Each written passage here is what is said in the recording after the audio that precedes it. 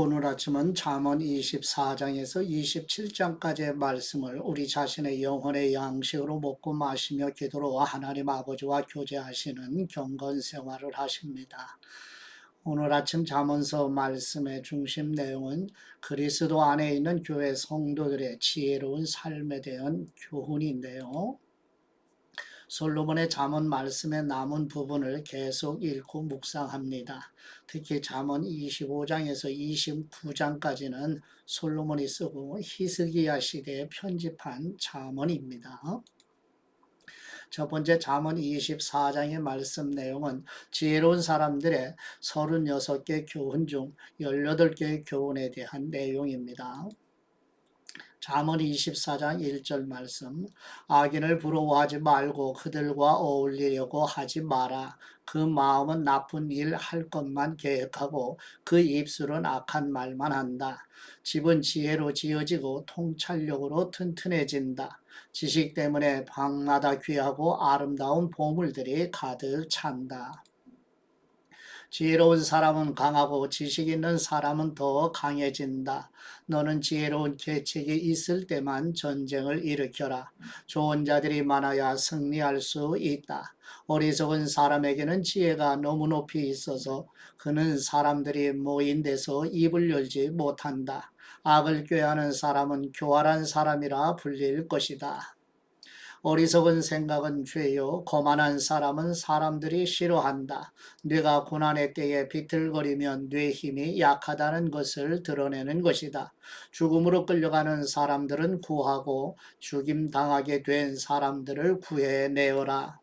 만일 내가 이것에 대해 우리가 아는 바가 없다라고 할지라도 마음을 살펴보시는 분이 그것을 알아채지 못하시겠느냐? 내 생명을 지키시는 분이 그것을 모르시겠느냐? 그분이 각 사람이 행한 대로 갚지 않으시겠느냐?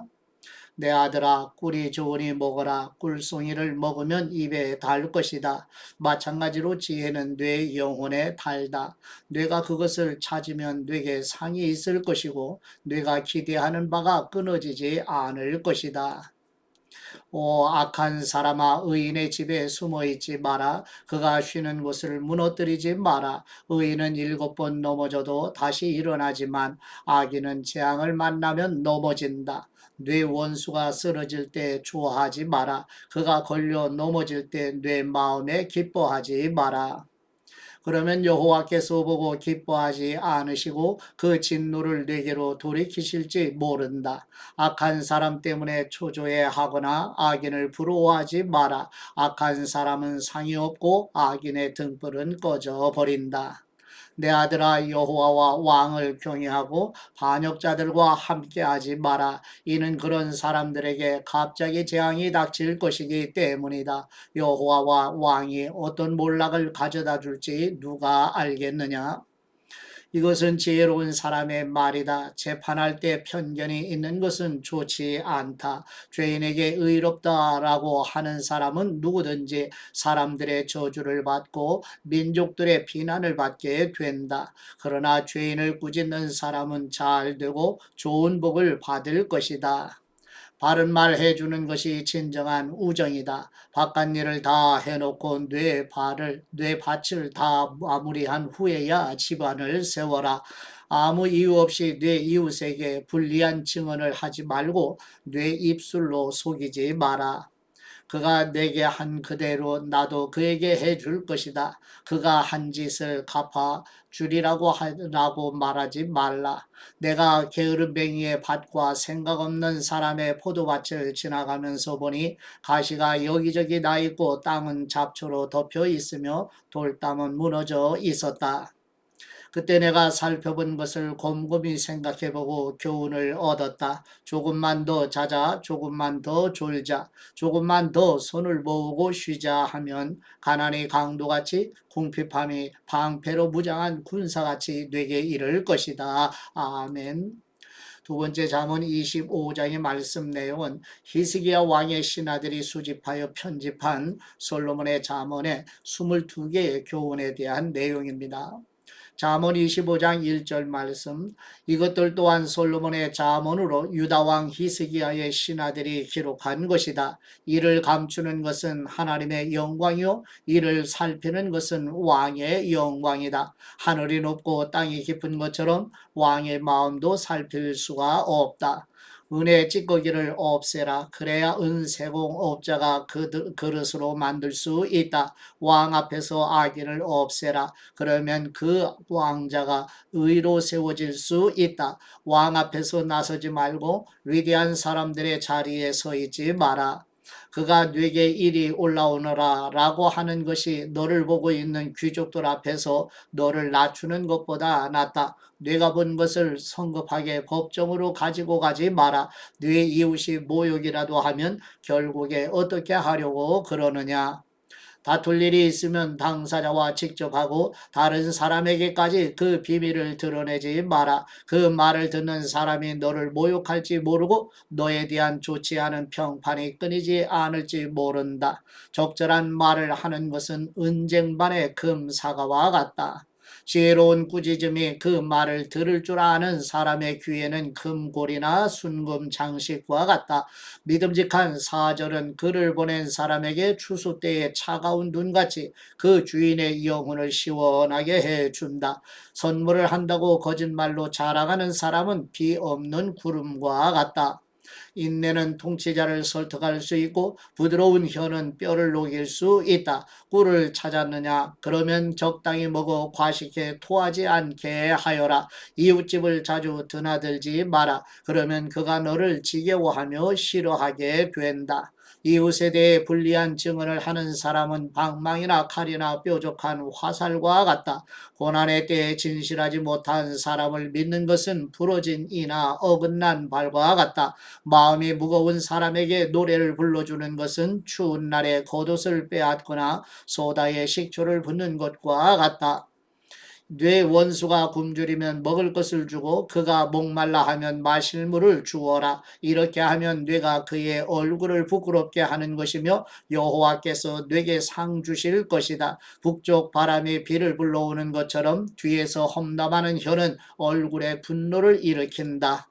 잘 다투는 아내와 넓은 집에서 사는 것보다 지붕 한 모퉁이에서 혼자 사는 게 낫다. 먼 땅에서 들려오는 좋은 소식은 지친 영혼에게 주는 시원한 물과 같다. 악인에게 무릎 꿇는 의인은 진흙 섞인 샘이나 더러워진 우물 같다. 꿀을 너무 많이 먹는 것이 좋지 않듯이 자기 스스로 영광을 구하는 것은 좋지 않다. 자잘력이 없는 사람은 성벽이 무너져 내린 성과 같다. 아멘. 세 번째 잠언 26장 말씀의 내용은 히스기야 왕의 신하들이 수집하여 편집한 솔로몬의 잠언의 28개의 교훈에 대한 내용입니다. 잠언 26장 1절 말씀. 어리석은 사람에게는 영광이 어울리지 않으니 그것은 마치 한여름의 눈이나 추수 때의 비와 같다. 떠도는 참새나 날아가는 제비처럼 이유 없이 퍼붓는 저주는 아무에게도 들이닥치지 않는다. 말에는 채찍이, 나귀에는 굴레가, 어리석은 사람의 등에는 매질이 필요하다. 어리석은 사람에게 그 어리석음에 맞춰 대답해 주지 마라. 그렇지 않으면 너 자신도 그와 같이 돼 버린다. 어리석은 사람에게 그 어리석음에 맞춰 대답해 보아라. 아마 스스로 지혜로운 줄 알 것이다.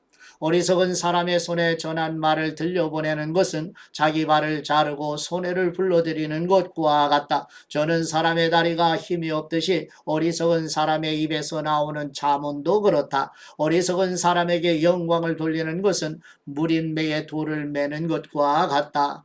어리석은 사람의 입에서 나오는 잠언은 술 취한 사람의 손에 들린 가시나무와 같다. 어리석은 사람이나 그냥 지나가는 사람을 고용하는 사람은 아무에게나 활을 쏘아대는 궁수와 같다. 개가 그 토한 것을 다시 먹듯이 어리석은 사람도 자기 어리석음을 되풀이한다.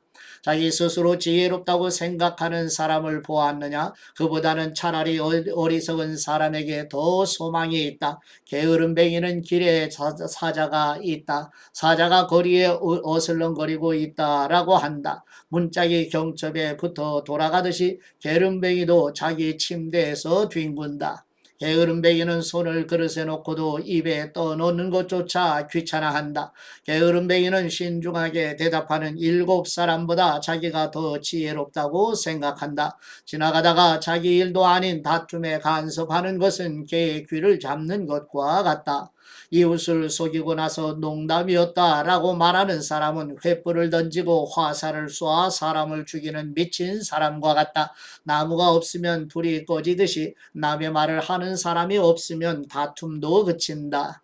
숯불에 숯을 넣고 타는 불에 나무를 넣는 것처럼 다투기 좋아하는 사람은 싸움에 불을 붙인다. 남의 말을 하는 것은 맛있는 음식 같아서 사람의 뱃속 깊이 내려간다. 악한 마음을 품고서 그럴듯한 말을 하는 입술은 은도금을 한 질그릇과 같다.